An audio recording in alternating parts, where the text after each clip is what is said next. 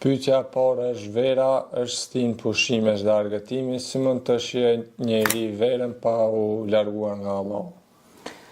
Bismillah wassalatu wassalamu ala sayyidina wa nabina Muhammad sallallahu ta'ala alaihi wasallam. Sigurisht jemi në stinën e verës, është një stinë ku dita është e gjatë, edhe sigurisht në zonën tonë, pra në trojtë shqiptare, ku do që jetojnë shqiptarët, është dita më e gjatë, është më e ngrohtë, kështu që kjo ditë duhet mu angazhu, mu përpjek me bë punë sa më shumë të mira, sepse koha ikën dhe nuk vjen më. Domethënë ajo kohë që ka kalu mrapa, për shembull, pra një orë ka kaluar e nuk kthehet më kurrë. Prandaj dhe Zoti tha wal asr pasha kohën. Njerëzit janë humbje të sigurt për ashtim të atyre që besojnë dhe bëjnë vepra të mira. Pra që janë besimtarë që besojnë dhe veprojnë vepra të mira, pra besimtari gjithmonë do t'ja dalë të arrijë suksese. Pushimin e ka pushim, argëtimin argëtim. Kur përmendet fjala argëtim, shumë njerëz e kanë keq kuptuar fjalën argëtim, se argëtim kujtojnë ose tingëllon ashtu, sikur është me bë çka ta don qefi, me bë vepra dhe të ndalueshme penale. Jo. Domethënë argëtim është edhe me dalë me bë një vrapim. Argëtim është edhe me dalë një shëtitje me familjen. Argëtim është me mësu, pra me nëtu. Pejgamberi Muhammed alayhi salatu wassalam ka thënë: "Mësoja një fëmijëve tuaj notin, sepse është prej syneteve të forta të mia." Për shembull, nëse Zoti na rujt, është një lum i madh.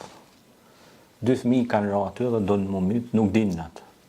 Nëse ti din natë, do hishat dhe të nxjerrësh sa të kesh fuqi dhe forcë. Do të shpëtosh jetën e tyre, apo ja? Pra, shiko se çka do të thotë të dish notin. Pastaj tek argëtimi, pra, tash janë 2 komponente mjaft të rëndësishme, fizika dhe metafizika, është trupi dhe shpirti.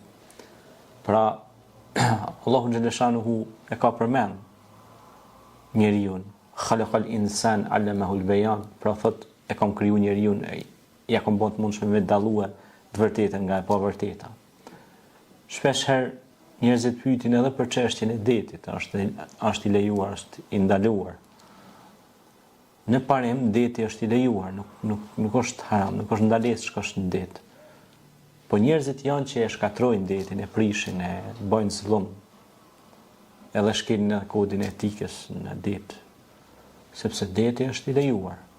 Zoti ka përmend në Kur'an detin, ka thonë në det keni ushqime, përmendet dhe peshkimi, në kohën e Isait alayhis salam, kur kanë shku për peshkim, dhe kanë të bu peshqe shumë dhe kanë ndihmuar dhe të varfrit me ushqim të peshkut. Është një ndër ushqimet, pastaj deti ka shumë ushqime, janë ushqimet e detit. Kështu që gjitha këto Allahu xhaleshanuhu i ka lënë shërbimin e njerëzit. Allahu i ka lënë shërbimin e njerëzit, pra pastaj pejgamberi alayhis salatu wassalam argëtohej edhe me nipat e tij Hasanin dhe Husejnin. Sa që shpesh luante me ta, qeshte me ta, bides në rastet ndryshme përmendet ka qenë duke bërë namaz, edhe ata kanë hyrë në qafën e tij, kanë lujt me ta, pejgamberi nuk i ka ngasmu, i ka lënë, edhe pasi ka kry namazin, nuk i ka qërtu mi u bërtit ose mi i godit, por i ka afru me butësi dhe i ka thonë: "O ju dritat e syve të mi, nipat e mi, Zoti ju bekov", i ka uru, pra, urim ka përdorur Muhamedi alayhis salam. Bides sot edhe në psikologjinë e suksesit, urimi, bekimi, suksesi, rritin njerëz me vlera të larta. Ushqim. Urimi është sikur uji që i hidhet lules. Nëse ti qet ujë lules, ajo nuk thahet. E urimi është, domethënë, kur e uron dikë me fjalë përgëzuese, uruse, ai jeton më mirë dhe më gjatë dhe mendja e tij funksionon pozitivisht. Prandaj Zoti ka thënë Kur'an: "Wa bashiril ladhina amanu wa amilus salihat", përgëzoj ata që bëjnë vepra të mira. E argëtimi është pjesë e emocioneve të mira. Hayatan tayyiba, pra jetë e mirë, të kalosh çastet mira me nanën, me babën, me fëmijët, me farafisin, me njerëzit që të rrethojnë, të sillesh mirë me kojshit, e afërm dhe të largëm. Dhe kur ne i bëjmë këto, atër ne jemi njerëz të suksesshëm. Kur krejt lagja flet mirë për Lordinin, ose për Arbërin, ose për ata, për këta. Thunë, është djali i mirë, na fol, na respekton, na nderon. E jo kur të hish aty në lagje, si me konë veti 70, e vëndin e jo. Pra me busqesh, mirë fol, mirë dita, mirë mjes, keni nevojë t'ju ndihmoj diçka, mirë se keni ardhur.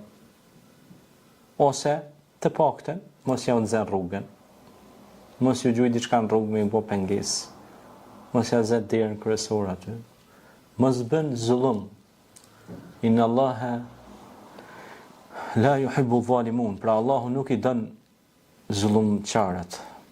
Argëtimi pastaj pejgamberi selam i ka mësuar të rit me gjujt me shigjet, me shticë.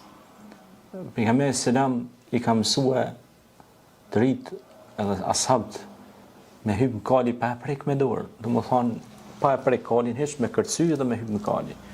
Pejgamberi alayhis salam dilte me bashkëshortin e vet dhe vraponte, arktohej.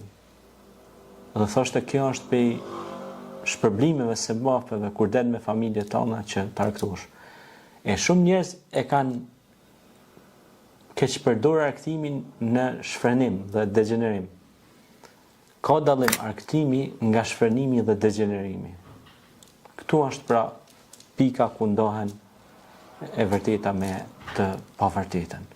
Arktimi nuk është me deh trunin, me bë thyrje, me bë vrasje. Ajo është krim, nuk është arktim.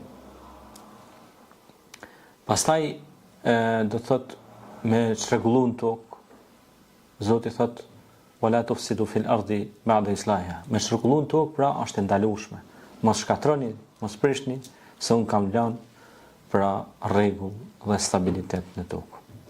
Prandaj pushimi, qetësimi, gjumi, momentet e pushimit, momentet e aktimit janë pjesë që Allah i ka lënë për insanin, për njeriu.